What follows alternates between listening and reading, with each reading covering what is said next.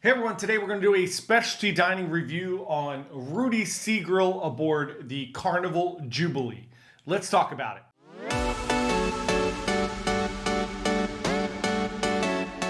Hey everyone, John here from Bite Size Cruises. Welcome back to the channel. Just getting over a little cold, so I apologize in advance for my little nasally goings on here. But today we're going to talk all about Rudys Seagrrill on board the Carnival Jubilee. Recently got off the Carnival Jubilee. I tried every single food option on board the ship, and I'm going to get into each of them over the next week or two. We're going to talk about all the included food, and we're also going to talk about each of the specialty dining options that I tried. So first up, let's talk about Rudys Seagrrill. First of all, this is a beautiful restaurant. One of the things I was really blown away with on Carnival, as this is my first Carnival cruise in about 20 years,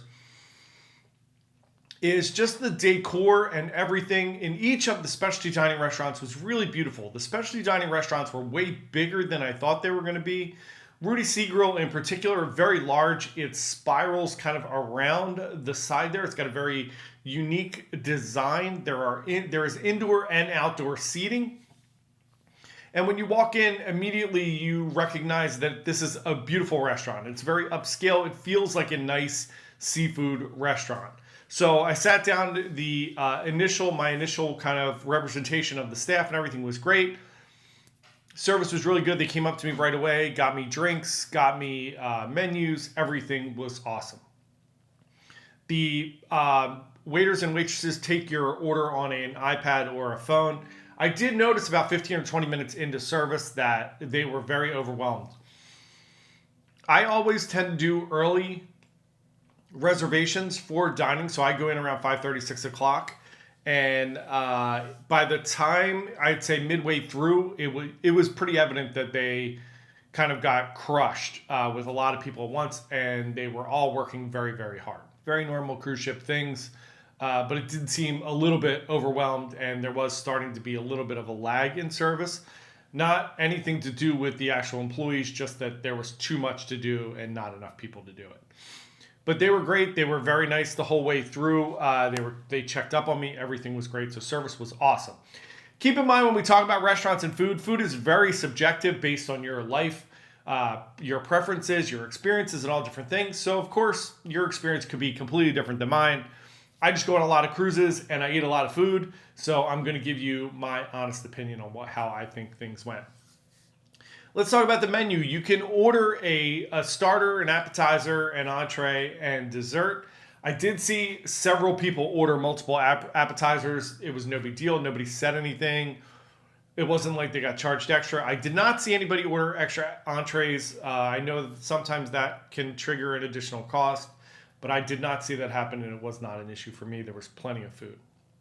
So plenty of options here at this restaurant. I like the fact that even though it's a seafood restaurant, you do have some steak, some pork chops. There's a kids menu. There's a bunch of different things going on. So you do have a lot of different options. So you always start with a little chef's amuse-bouche, which is a little one bite, which was a little shrimp. And that was very, very good. I ordered a shrimp appetizer. It was beautiful. Had some chips in there. And then was little fried shrimps, and they were amazing. It was great appetizer. A little kick to it. Very, very, very good. Next up, I did the Cioppino as a kind of second or like a soup kind of course. It was awesome. I've had Cioppino as like a meal at Ocean Blue on Norwegian, and this was better than the meal. This was like a big hearty bowl. There was tons of seafood in there, all different types of seafood, and it was excellent. Next up, I did the lobster tail and risotto. This is an add-on at most of your cruise specialty restaurants. It was not an add-on at all here. It was included in my price. And the lobster tail was cooked perfectly, and the risotto was awesome. And last but not least, I did some bread pudding. The bread pudding was really, really good. I thought all the food here was excellent. Again, the service was very good. They were a little bit overwhelmed, but it was still great service for me. The restaurant is beautiful. It was crowded almost every day of the cruise. Now, keep in mind, it is a newer ship, so I think people are still trying everything out, but there's a lot of seats in there, indoor and outdoor seating.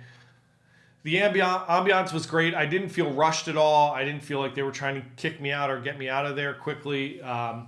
So let's talk about the price. It is $49 per person. I found that it was tremendously worth it, especially to the fact that there are no kind of like upsells. It is what it is. You can order anything you want on the menu. I know on Norwegian, if you order lobster tail, if you order certain things, there is an upgrade or an upcharge, and same thing on Royal Caribbean. So this was awesome. Thought the food was great. By far the best specialty dining seafood restaurant I've eaten at. A little bit better than Ocean Blue, a little bit better than Ocean Key or Ocean K on MSC. It was really, really good. That's my quick little review here of Rudys SeaGrill on board the Carnival Jubilee. Have you dined at Rudys SeaGrill? Let me know in the comments below. Thank you so much for watching. We would love for you to subscribe to our channel. We put out a video about cruising every single day. Come join our fun little community here, and we will see everybody tomorrow. Thanks. Bye.